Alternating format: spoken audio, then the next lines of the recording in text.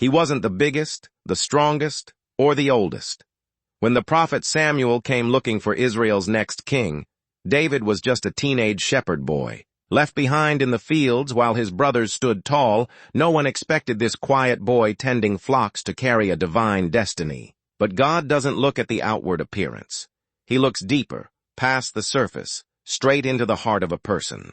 An elderly prophet arrived at a humble home, scanning each strong and impressive son, yet none of them was the chosen one. The youngest was summoned from the fields, arriving with bright eyes and a humble spirit, and the prophet knew immediately this was him. That heart faced its ultimate test in the valley of Elah, where fear gripped an entire nation and silence replaced the sound of courage. A massive armored giant named Goliath thundered across the valley floor, his voice shaking the ground, his shadow swallowing the trembling soldiers whole. While seasoned soldiers cowered behind their shields, one young shepherd boy stepped forward, calm and unafraid, his eyes fixed on something greater. Armed with nothing but a sling, 5 smooth stones, and an unshakable faith in the God of Israel, David ran toward the giant. One stone soared through the air, struck with divine precision, and the mighty giant fell.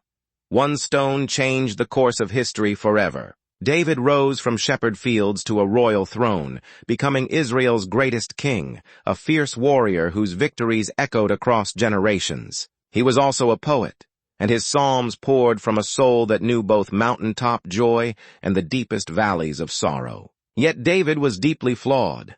Behind the crown and the victories lived a man capable of devastating mistakes and terrible choices. He faced profound consequences for those failures, watching pain ripple through his family and kingdom like cracks spreading through ancient stone. But David's true legacy was never his perfection.